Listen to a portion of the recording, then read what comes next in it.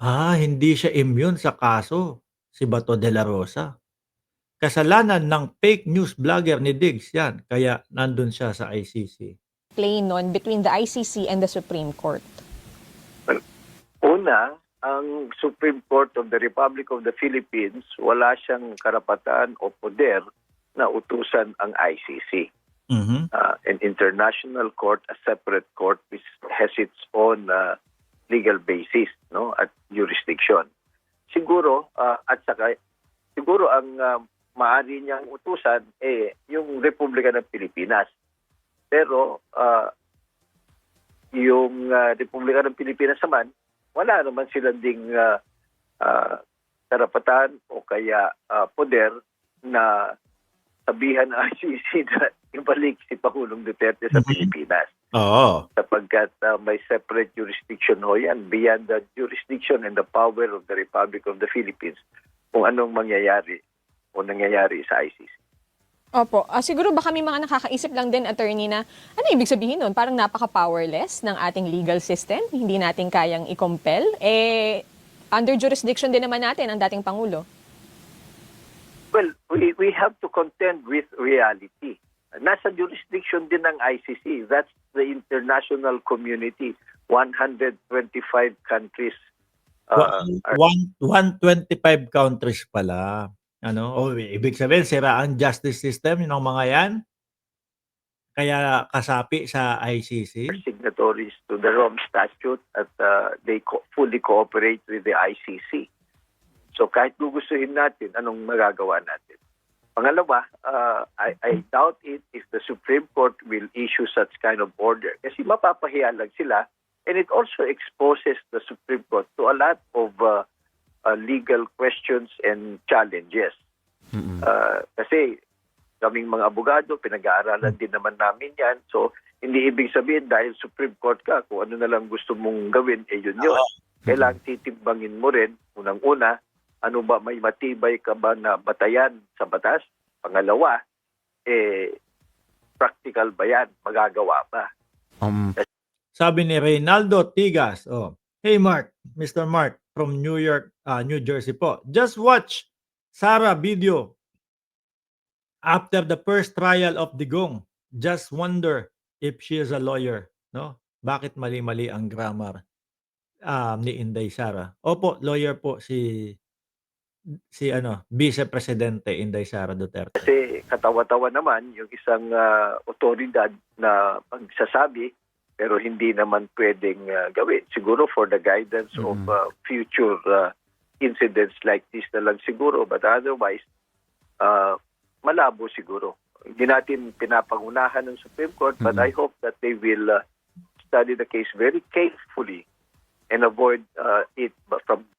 Kaya na mapabalik pa ang dating Pangulong Duterte dito sa Pilipinas? Ang nakikita ko, kung sakali lang ho, mga kababayan, kung sakali, no, na mapabalik nga, ang unang hihilingin nila sa atin, kasi yun puntos nila yun Unang hihilingin nila, baka pwedeng house arrest o hospital arrest na lang yung matanda. Yan yung unang hihilingin nila, mga kababayan. Pag yan, siyempre papayagan ho yun. Dahil nga doon sa edad niya. Siyempre pag nasa house arrest na lang yan, parang ang matatanda naman ho, mga bossing, ang buhay na lang po nila yan, yung tipo bang masaya na sila nasa loob ng bahay. Buksan mo yung TV, manonood na lang ako habang nasa rocking chair. Bandang pagkatapos ng mga wawawin o yung mga palabas na sa tanghali, o iabot mo sa akin yung pangganchilyo ko hanggang antukin ako. Yung gala-gala, ayaw na din nila niyan. Madali na silang mapagod. No? Di parang kapag ka na house arrest, kung sakaling mapabalik, di parang naging pabor lang din kay dating Pangulong Duterte, mga kababayan. Being politicized. Pero attorney, nabanggit nyo kanina, kung sakali man nga na katigan ng Korte Suprema yung mga petition for habeas corpus, pwede nilang i-enforce o pwede nilang ipatupad through the Philippine government, yung ating gobyerno. Pero dahil hindi na tayo miyembro po ng ICC, pwede pa rin ba yung iapela ng gobyerno ng Pilipinas at sabihin nila, oy, merong desisyon ng Korte Suprema namin, dapat ibalik nyo ng pisikal ang dating Pangulo dito? Well, pwede, kung pwede, kaya lang hindi karapat-dapat. Mm. Hindi naman, you have to understand that the Supreme Court is the judicial branch. No? They interpret the law and make rulings. Ang executive branch will Kaya sabi ni Kap Nino Barsaga, but right now, follow the rules of law. execute the laws, no? And conduct foreign relations. Nasa poder yan ng presidente, wala sa Supreme Court. It now involves other countries. It now involves foreign relations. So, Tapos, may kumbaga, posibleng may kapangyarihan ng Pangulo na mapabalik si dating Pangulong Duterte. Tapos pagbalik, no, na sumulat humiling kung sakali, kung ganun yung paraan, humiling. Naibalik, putik na yan. Sisigawan na naman ng mga DDS, wala pala kayo, natakot pala kayo no? Babalikan si Pangulong Bongbong Marcos, takot pala kayo sa amin ganito, ganyan. Gano'n naman din, 'di ba? Sabi ni Lola Ganda, "Mark, paanong mag-house arrest 'yan, 'di ba tumatakbong mayor 'yan, sa Davao, acting-actingan lang 'yan." Talagang ang dami pong nahihirapan na maniwala sa dating Pangulong Duterte na yung medyo hirap siyang magsalita, totoo. Hindi ho din na dapat ginagamit yung gano'ng estilo kung sakaling estilo lang ho 'yun. Kasi sa ibang bansa po, hindi po kumbaga direct tayo punto por punto tayo, gano'n. Yung mga ganiyang style alam na namin yung mga ganiyang style, 'no. Tatagal at tatagal lang tayo. Kung sakali kung hanggang ganiyan lang yung oras mo, yung kakayahan nung katawan mo dahil pinapakita mo nanlalata ka, o sige susunod tayo, um, i-postpone natin 'tong hearing na 'to, next 6 months ulit. So tumagal lang ho ng tumagal. 'No? Ang nakikita ko po na pinaka the best para sa kanila, yung mapabilis, acquit or guilty, gano'n. Para hindi na umabot, 'di ba? Eh, 'di 'pag acquit, uwi na, agad-agad. 'Pag guilty, puwede silang umapila muna, tapos kapag apila, pagka guilty pa rin, wala, do'n na talaga, 'di ho ba? 'Yun yung mapabilis ho, mga kababayan. Anyway, um mga bossing, 1 minuto o 2 minuto tayong shoutout na nandiyan po, na kanina pa po nagkokomento. Pasensyahan niyo na po kung hindi ko kayo nasa-shoutout diyan. Nandiyan po si Harold Dart, sabi, "Sarap mo Mark." Naku po, Kap ninyo, may sinasabi si Harold Dart. So, salamat. Jewel Gasmin, baka sasabihin niya sa ICC, "I feel wonderful tonight." Si Robin Padilla. Si Hey You, hihintayin ko yung pagsipa ni Duterte sa taga-ICC. Nandiyan si Biril, hingi siya ng power sa Son of God, Kibuloy. Sabi ni Zoe Sochi, "We want due process, we want due process. Lahat ng mamamayang Pilipino ay mahirap o mayaman o babae, lalaki, anuman ang edad, ay may karapatan sa due process of the Philippine law." Oo, totoo 'yan. Lalo na yung mga sabi di umanong mga biktima nung EJK 'no?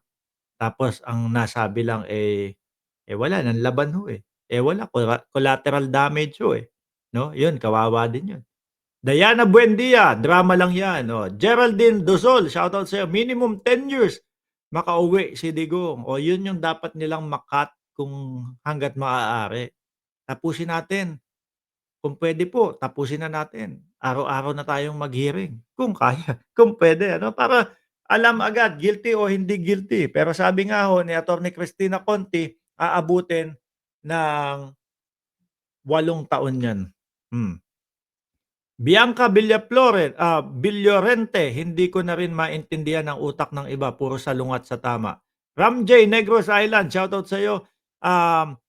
Nandiyan si Jakes Bueno, mababa na moral ni Digong. Ma'am Chris Ro, shoutout sa'yo. Zero Kansaki, Mike, sabi nga nung judge, denied kahit ganyan na ang age mo pero sinabi ng doktor mo is physically fit. O yan ho, nakabase po yan lahat mga kababayan doon sa medical record at doon sa pag-check ng doktor, no?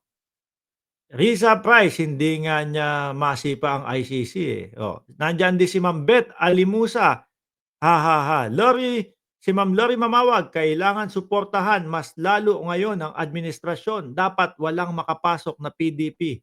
Sayang mga ibang partido. Naku, eto po eh, isa pa lang po ito na problema ng mga DDS.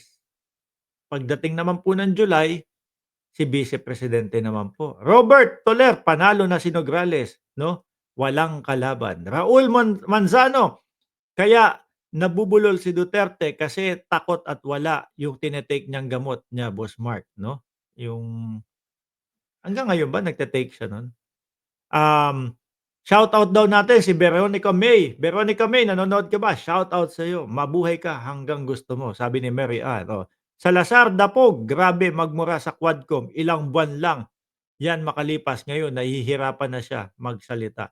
Hindi, ang pagbasihan na nga lang natin yung sa Hong Kong eh. 'Di ba halos 40 minutos din siyang nagsasalita doon sa Hong Kong. Oh, 4 na araw lang ang pagitan. Rodolfo Hoson, ang dapat hilingin niya ay speedy trial. Correct, yan. Froilan Soberano, oh, shout out sa inyo, sir. Joy Rock, dapat kasi nagpahinga na lang si Digong. Kaso ginamit ng yun.